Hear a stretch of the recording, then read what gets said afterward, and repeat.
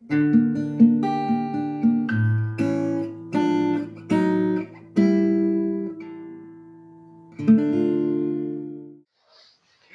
dia, boa tarde, boa noite, queridos telespectadores. Aqui quem vos fala é o Guilherme Góes. E eu me chamo Gabriel. Nós somos os membros fundadores do Grupo Reintegrados, grupo de estudos dedicados à disseminação da cultura e do conhecimento. E nós hoje iremos falar sobre um tema bastante em alta, um tema bastante polêmico. Nós vamos falar sobre... Hoje, pessoal, nós iremos falar sobre diplomacia e paz armada. Iremos entender esses dois conceitos, principalmente de paz armada, e entender a importância da diplomacia, da arte de diplomar, digamos assim, na manutenção da paz mundial. O que impede, por exemplo, países, superpotências nucleares de entrarem em um colapso global? Nós iremos entender como a diplomacia se encaixa nessa questão. Guilherme, eu gostaria de entender aqui, do seu ponto de vista.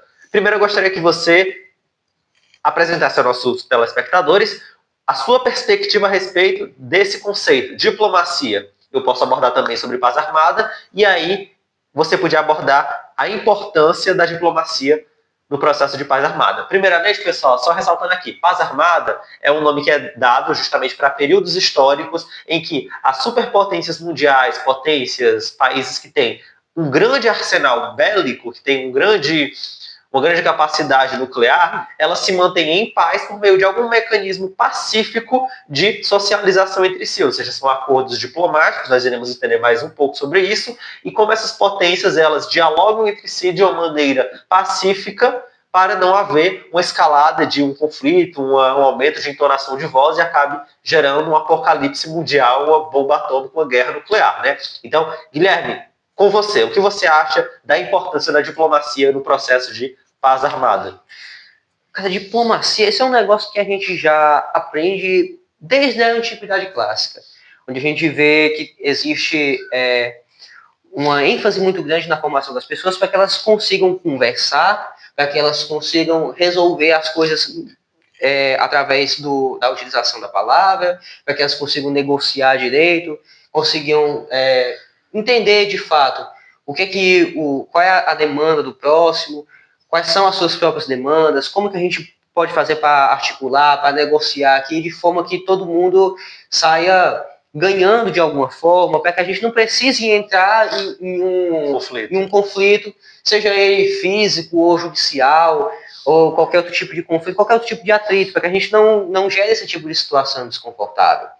Se por acaso a gente não tem esse tipo de diálogo, aí a gente entra na barbárie, que é o quê? A gente tem aqui um problema, e então a gente vai resolver isso na base da porrada. Tiro, porrada e bomba. Obviamente que isso vai se tornando um agravante no contexto atual, em que a gente vê que a população média vem perdendo cada vez mais uma capacidade de comunicação. Se nós estamos vivendo em um sistema em que as pessoas, a população, ela vota em quem vai ser o seu representante político, então é evidente que a cultura das pessoas acaba se refletindo na política. De modo que, se o nível da linguagem das pessoas está diminuindo, então também a comunicação dos políticos diminui junto. Uhum. Isso é um negócio que eu acho que deveria ser evidente para todo mundo. Então a gente já tem esse problema. E outra coisa, as armas elas vão se tornando, conforme o tempo vai passando, cada vez mais sofisticadas. E com isso elas também se tornam mais caras, elas se tornam mais difíceis de ser manuseadas. Então veja bem que você tem uma espécie de monopólio estatal da violência. Uhum. Quando um Estado tem um monopólio de alguma coisa, isso já é algo para que as pessoas pelo menos fiquem atentas, entendeu? Uhum. Aí a gente vê isso que muitas vezes você tem aqui um país oriental que tem uma cultura totalmente diferente de um país ocidental, e aí, sei lá, eles acabam entrando em algum tipo de atrito, e você não consegue se comunicar direito com essas pessoas, seja por questões culturais, seja por qualquer questão que seja, Isso acaba gerando um problemaço, cara. E sei lá, hoje em dia existe. Há quem diga que alguns países têm potencial para destruir o mundo inteiro 3 vezes. Sim, só Estados Unidos e Rússia já dá certo. Pois é. Realmente.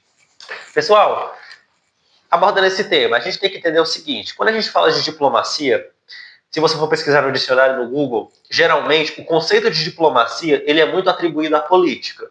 Como assim? A diplomacia é muito entendida como o seguinte: a arte de dialogar racionalmente de uma maneira que você consiga lutar contra seus instintos e dialogar com uma pessoa. Às vezes tomar uma decisão que não é completamente favorável a você, mas simplesmente tolerar o discurso com outra pessoa sem agredi-la e contra seus próprios instintos, seus próprios impulsos. Então você acaba suportando algumas situações porque você vê no futuro algum benefício para si mesmo. Ou seja, é como se fosse a incorporação, ou melhor, a personificação ali do que o Aristóteles fala do ser humano como animal político. Você é um animal político porque você é social, você tem a capacidade de conversar e não somente através de uma conversa estabelecer pactos que vão lhe beneficiar totalmente, mas às vezes fazer uma relação de meio a meio, beneficiar metade de você e a outra metade fica com a pessoa. Então, é uma maneira que o ser humano desenvolveu racionalmente de estabelecer pactos, tratados, acordos com outras pessoas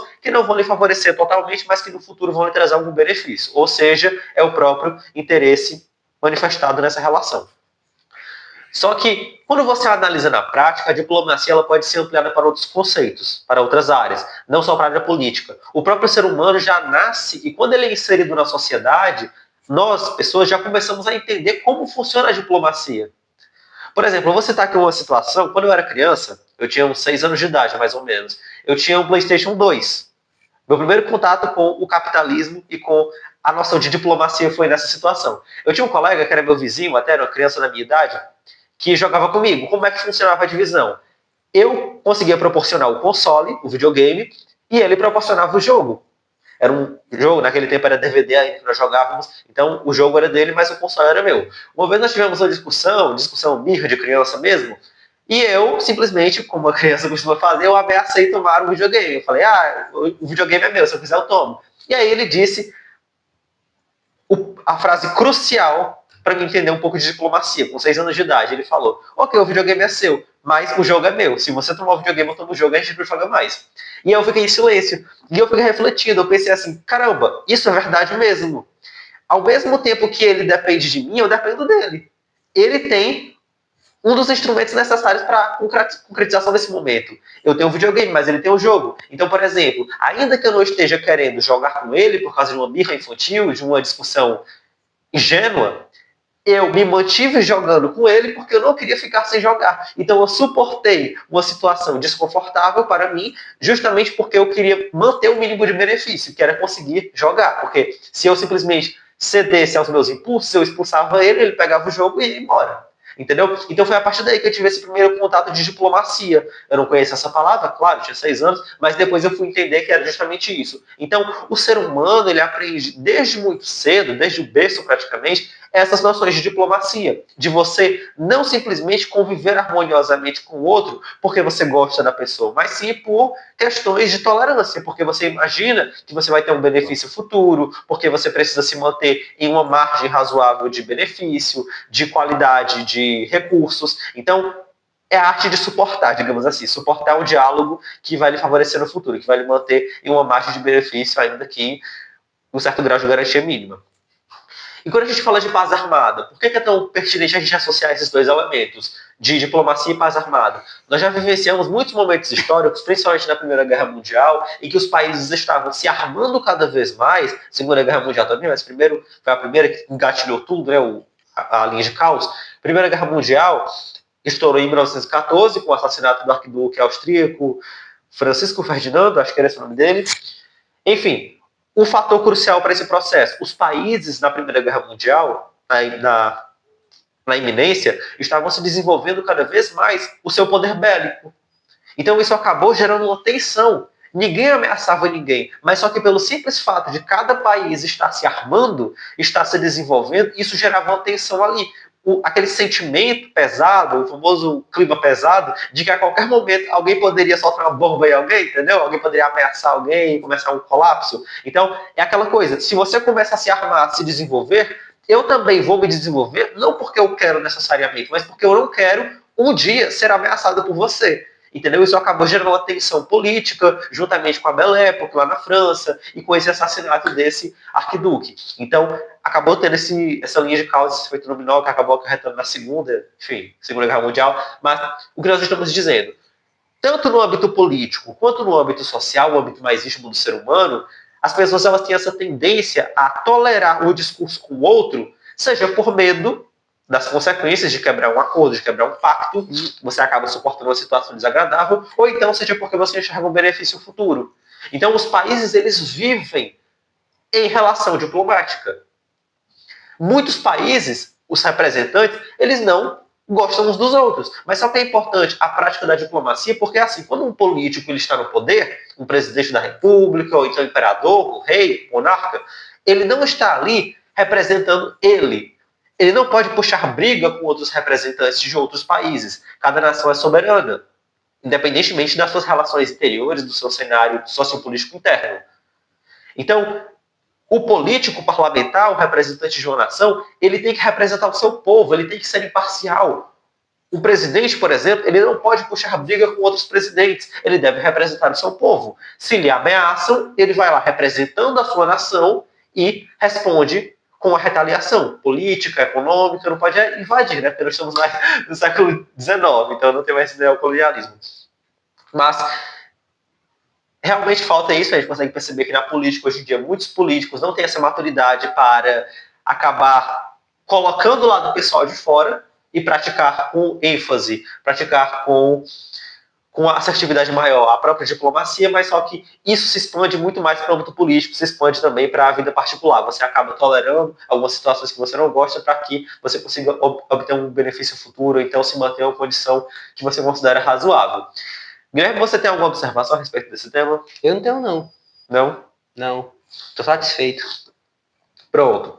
Pessoal, nós gostaríamos aqui de levantar só um questionamento. Eu gostaria de levantar antes da gente encerrar esse vídeo aqui. Eu gostaria de perguntar para você, caro telespectador, o que você acha, por exemplo, como você acha que um representante ele pode se manter imparcial na política, sendo que ele é um ser humano? Porque a gente sabe que o político ele é um ser humano, ele é uma pessoa como todas as outras. Então ele tem instintos, ele tem desejos, ele tem impulsos como um animal político, como propõe Aristóteles. Então, como você acha, se você fosse para apresentar um projeto, uma proposta de conduta, como você acha que o representante político ele poderia manter a diplomacia, a imparcialidade, sem acabar sendo tendencioso demais? Por que eu faço essa pergunta? Porque assim, a gente fala de diplomacia, a gente pensa o quê? Para que a pessoa, o político, ele não entre em uma guerra com outro país, é só ele se manter neutro. Só que há momentos no cenário geopolítico internacional em que é necessário tomar um partido, é necessário tomar um lado.